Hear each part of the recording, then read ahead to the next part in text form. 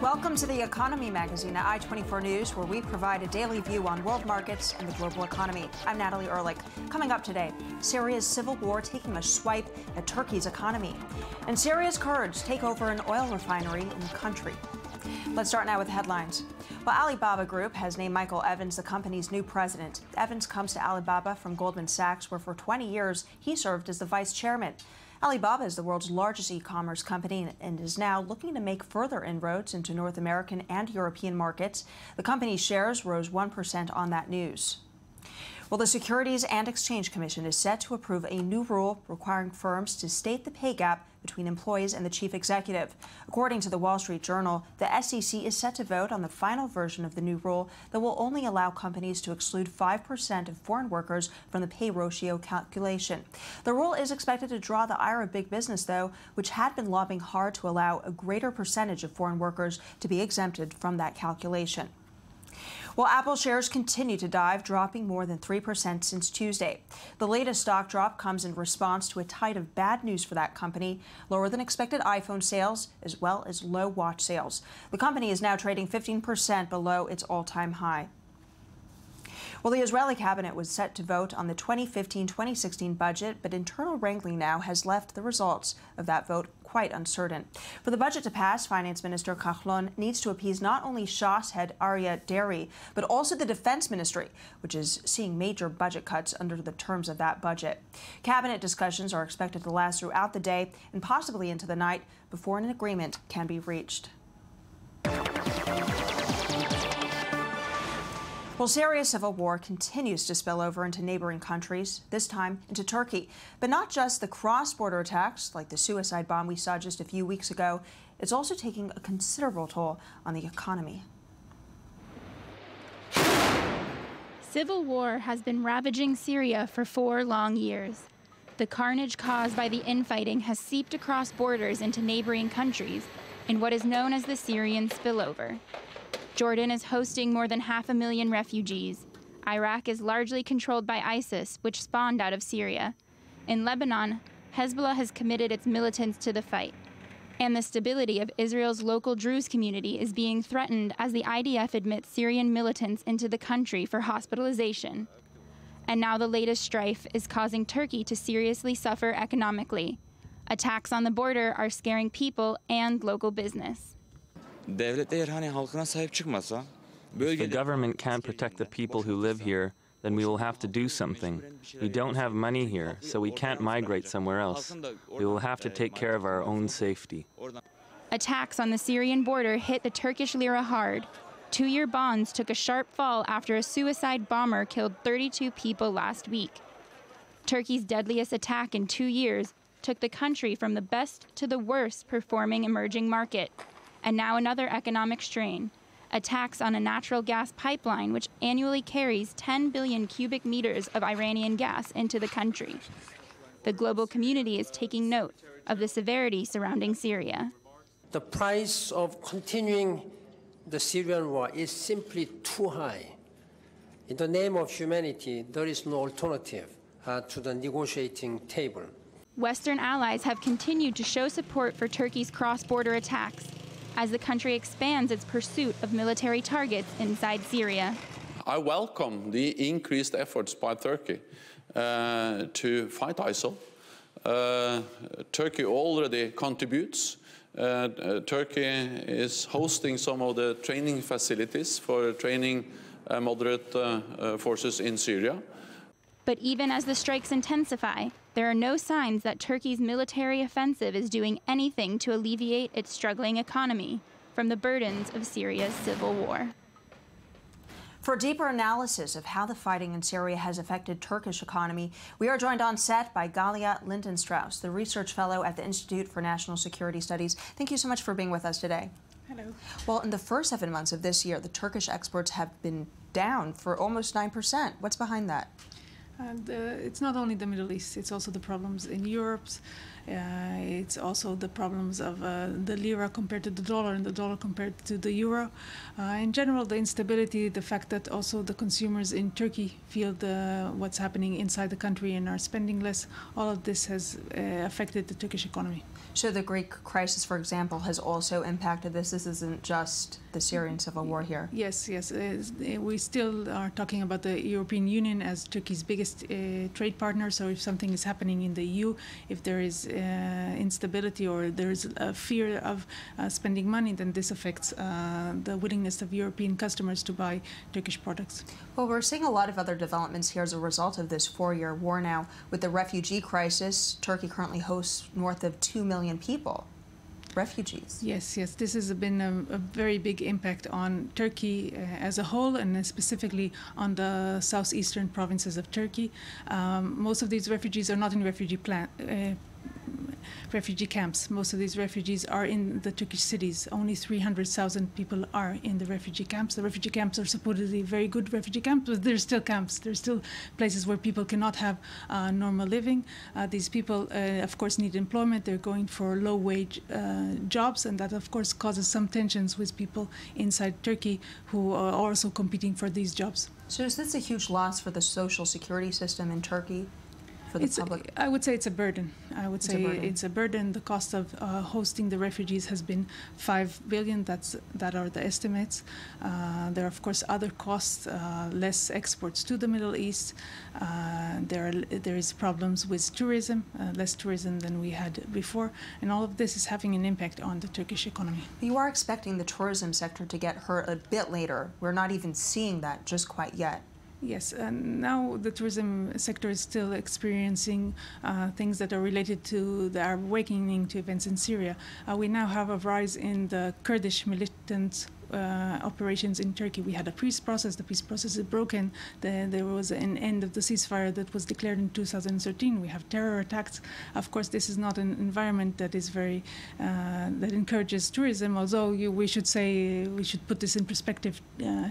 Turkey is really a tourist great power in respect. There are so many people who go to Turkey, so there is an effect, but of course it still continues to be one of the most attractive countries for tourists. Well, certainly there were reports and rumors, and now they've been more established, that Turkey has been hosting and helping ISIS over the years here with this war, and now things have perhaps taken a shift, that they've attacked some targets or planning to of ISIS, and also now with the PKK. So is that going to really hurt the tourism sector even more, and is that going to be a huge constraint and a cost for their economy? I would differentiate between the two. I mean, the relations between Turkey and ISIS is something that there are all the time rumors that the Turkish government is somehow, or the Turkish secret services are somehow helping ISIS. These rumors, some say are more convincing, some say are less convincing. It's clear that the private sector in Turkey, some private people have been assisting ISIS. They have been buying oil from ISIS, and they have been supplying ISIS needs in Syria and in Iraq. Of course, if we'll see more terror attacks like the one initiated by ISIS in the Turkish town of Suruç, seeing these attacks even in deep Turkey, then of course things might be also have a meaning for the tourism in Turkey. Well, thank you very much for being with us today. Thank you very much. Moving on now, to meet the energy needs in Syria, Kurds there have successfully taken over a plant previously run by the Syrian regime.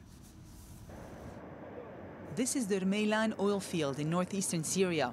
Government forces have fled this Kurdish area near the Turkish border, forcing local authorities to fill the void. To meet energy needs, they've taken over oil production and created around 20 small refineries. When the temperature reaches 50 degrees centigrade, we turn on the burner to heat the crude oil up to 125 degrees and extract the refined petrol. At 150 degrees centigrade, gas is obtained. Then at 350, we get diesel and we turn off the heat. Meylan is the largest oil field in Syria, but production has dropped from 165,000 barrels a day before the outbreak of the war to just 15,000. The border of the Islamic State group's self-proclaimed caliphate lies nearby. Its fighters have tried to get hold of these wells since 2014. نحن في الإدارة الذاتية حقيقة خلال السنوات الماضية. In recent years, the local Kurdish government has defended and protected these wells and facilities. We've lost hundreds of martyrs in the process, and no wells or refinery has been the victim of sabotage or theft. Syria's oil production has plummeted to less than 3% of pre-war levels. The fuel produced in these makeshift refineries is of poor quality, but it's more affordable than the fuel provided by the state. People here have had to make do in a country ravaged by 4 years of conflict, which has killed more than 230,000 people and displaced millions. There are different kinds of fuel on the market. There's the one provided by the regime, there's Iraqi fuel, and there's unleaded gasoline. With the exception of the clean fuel provided by the regime, cars don't work well when they're running on other fuel. The Syrian regime still pays the salaries of the remaining employees working in the oil field. It's an alliance of convenience for the Kurdish minority. They're willing to cooperate with Damascus, provided they retain some control over their oil. And now for a pulse on the Middle East. We are joined on set by Ayman Siksek for Financial Bazaar. Well, thank you for joining us today. Hi, Women, Natalie. Good that to be is our here. topic, right? That is our topic, women in the Middle East specifically. And we begin with some rather good news from Saudi Arabia. Now, Saudi Arabia has been in an unemployment crisis for quite a long time. The government has recently introduced what they call a Saudization program, which is intended to incorporate young Saudis specifically into the workforce and end unemployment, hopefully. This has worked so far, but it has also opened doors for women to enter the Saudi workforce. And it's a real problem in Saudi Arabia because there are gender segregation rules, laws in the country. It's not just a cultural thing. It's against the law to be a woman doing certain things in Saudi Arabia. Like driving. Right. Like driving. So companies have found some ways around that. Some companies segregate certain sections of their physical offices only for women employees.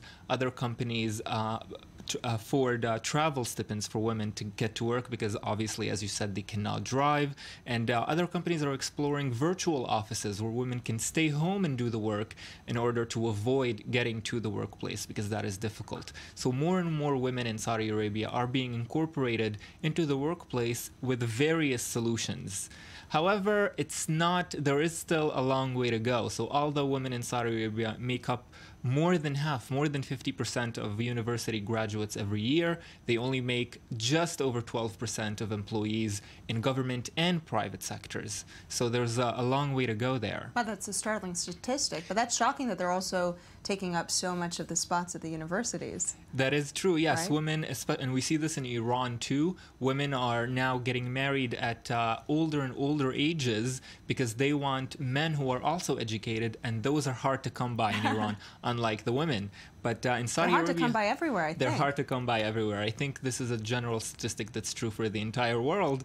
But in Saudi Arabia, there has been recently a study that showed there is such a thing as fake women's employment, which means that there are certain companies who pay women a small salary just to get the approval from the government that they are employing women. However, they do not actually bring them to do any work at all, and these women are just fake employees. Wow, that's really funny, actually. What else did you bring for us? Well, we take a look at the United Arab Emirates, where there is much, much better news. Women in the United Arab Emirates are a huge internet entrepreneurs. They actually make up about 35% of all entrepreneurs in the Middle East, and that's a much higher statistic than the rest of the world. In the rest of the world, we're talking just over 10% of internet entrepreneurs are women. And that's because in the United Arab Emirates, things are a little freer than Saudi Arabia. There are no strict gender segregation rules, and the United Arab Emirates is also more open politically and economically to the outside world, which influences the culture. Right, they have a lot of international business people working there. But what else did you bring? Well, we can take a look at Egypt, where unfortunately the situation is not great. In Egypt, not only are women's rights not progressing too greatly, we are seeing more and more violations against women, not only in the workplace, but in habitat, in the street every day. In the recent 2 years, specifically after the Arab Spring in Egypt, we've seen more and more women complaining about sexual harassment, both in the workplace and outside of it. And these numbers are only the reported ones. It's believed that thousands more cases go unreported because of shame, because of fear from family, from the police. The police is not cooperative with women who complain about sexual harassment in Egypt, and it has been believed for quite some time and actually proven recently that the Egyptian president Abdel Fattah el-Sisi's policy is to quash these protests, sometimes through sexual harassment. So it's not a very good place in Egypt right now for women to be incorporated in the workforce. So Sisi is against the feminist movement, you're saying? I would say that I think it's a very safe statement to make. A lot of women have reported that while being in protests in Egypt, they were sexually harassed by police officers and military officials, and they believe this is one way to deter them from coming to more protests. All right. Well, thank you very much, as always, for your insight and reporting. We very much appreciate it. Ayman Sikzek here with us. That wraps up our show today. Do stay tuned every day from the Jaffa Port in Tel Aviv. I'm Natalie Ehrlich. Thank you so much for watching.